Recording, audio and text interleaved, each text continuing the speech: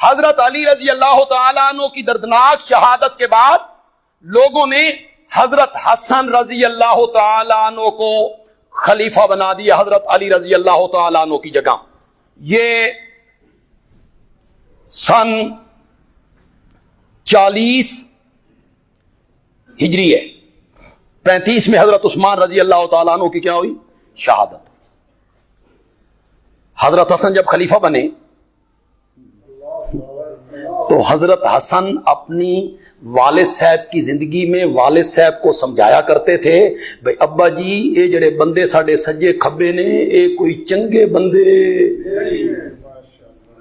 وہ سمجھاتے تھے، لیکن ان کی بات وہ فسادی چلنے نہیں دیتے تھے، وہ شرارتی تھے، انہوں نے لپیٹ رکھا تھا۔ اب ان کے پاس زمانے حکومت آئی تو ان لوگوں نے پھر استعمال کرنے کی کوشش کی کہ امیر معاویہ کے خلاف ایک مرتبہ پھر لشکر کشی کی جائے، تیار ہو، فوج کو حکم دیں لشکر کشی کریں۔ حضرت حسن آخیا اے میدان تے اے گیند، چلو چلو چلتے ہیں۔ ادھر حضرت حسن سے معاہدہ کیا، چلتے ہیں لشکر لے کے جائیں گے، حملہ کریں گے۔ ادھر امیر معاویہ کو خط لکھا، اگر ہم حسن کو زندہ گرفتار کر کے پیش کر دیں تو کیا ملے گا؟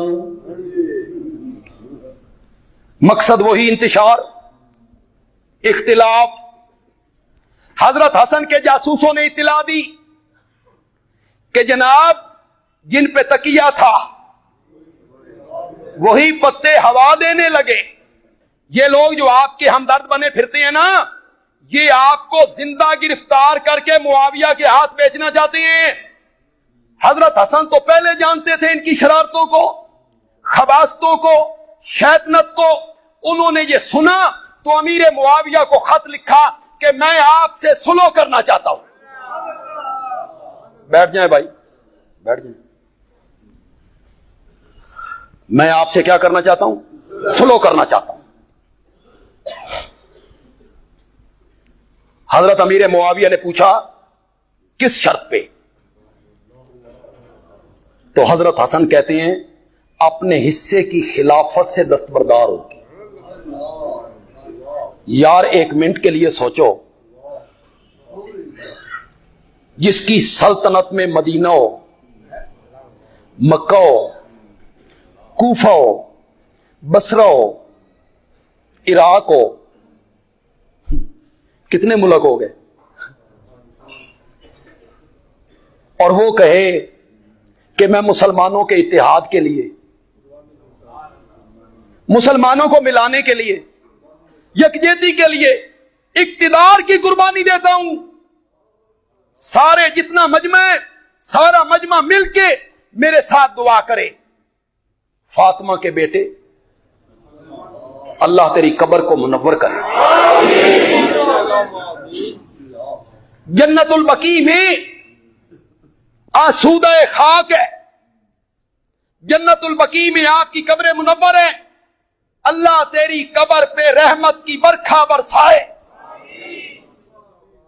تو نے کتنے حوصلے سے، حلم سے اور تدبر سے یہودیوں کی سازشوں کو ناکام بنایا، اور گھر آئی حکومت اور خلافت، اس سے دستبردار ہو۔ آسان ہے؟ چھوڑتا ہے کوئی؟ اتنے زکات کمیٹی دی ممبری کو نہیں چھوڑ دو، چھوڑتے ہیں؟ جتنا جھگڑا ہو جائے نہیں چھوڑتے، ان کے جانے سے اتفاق ہوتا ہے، وہ کہتے ہم کیوں جائیں؟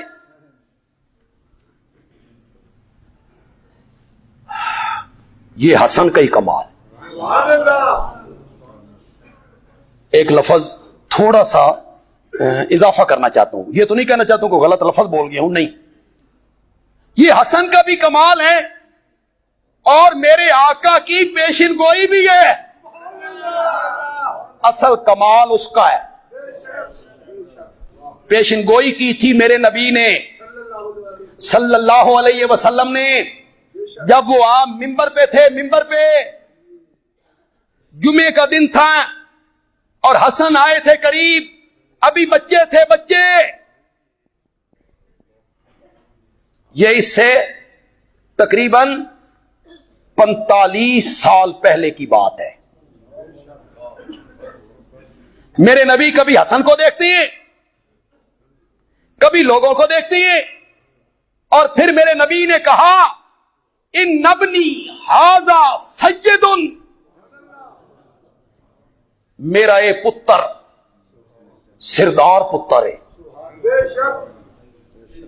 سید، سید کا میں نا سردار جی، اور کچھ نہ سمجھ لینا. سید کا میں نا کیا ہے؟ عربی میں سید کس کو کہتے ہیں؟ سعودی عرب میں اندرا گاندھی جایا کرتی تھی تو اخباروں میں سرخیاں لگتی تھیں سیدہ اندرا گاندھی. سیدہ بمانا سردار، بادشاہ. ان نبنی ھذا سید، میرا حسن بیٹا سردار بیٹا ہے. لعل اللہ ان یصلح بہ بین فئتین عظیمتین من المسلمین، اللہ میرے اس بیٹے کے ذریعے مسلمانوں کی دو عظیم جماعتوں کے درمیان صلح کروائے گا. یہ پیشن گوئی کس نے کی تھی؟ زور سے بولو، زور سے بولو. وہ دو جماعتیں کون سی ہیں؟ ایک حضرت علی کی اور دوسری جماعت کس کی ہے؟ اوے لوگو، تمہیں لوگ برگلاتے رہتے ہیں امیر معاویہ کے متعلق تاریخوں کے حوالے دے دے کے، تاریخی کتابوں کے حوالے دے دے کے. میں جو حدیث پیش کر رہا ہوں یہ تاریخ کی کتاب نہیں ہے. بخاری کیا لفظ ہے؟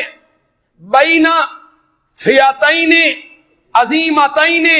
ذرا عظیمتین کا لفظ کہو. کون سی جماعت؟ فئت عظیمہ بین فئتین عظیمتین من المسلمین.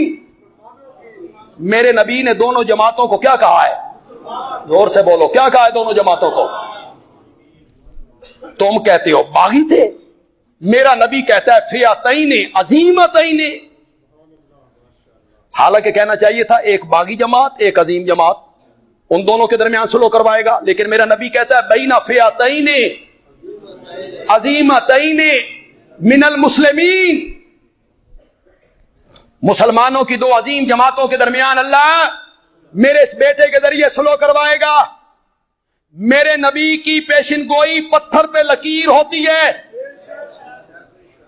بندیالوی کہتا ہے سورج بجائے مشرق کے مغرب سے طلوع ہو سکتا ہے اور چاند بے نور ہو سکتا ہے، ستارے ٹوٹ سکتے ہیں، زمین اوپر جا سکتی ہے، آسمان نیچے آ سکتا ہے، پہاڑ اپنی جگہ چھوڑ سکتے ہیں، سمندر اپنا راستہ بدل سکتے ہیں، تقدیر بدل سکتی ہے اور تدبیر ٹل سکتی ہے.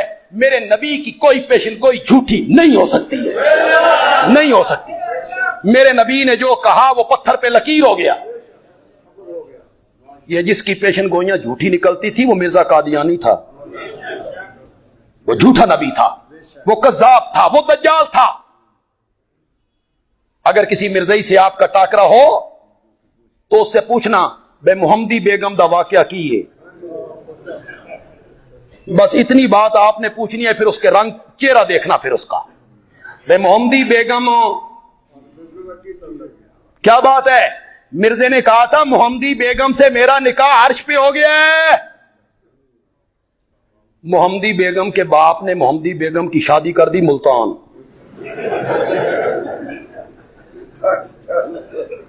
لوگوں نے کہا مرزا جی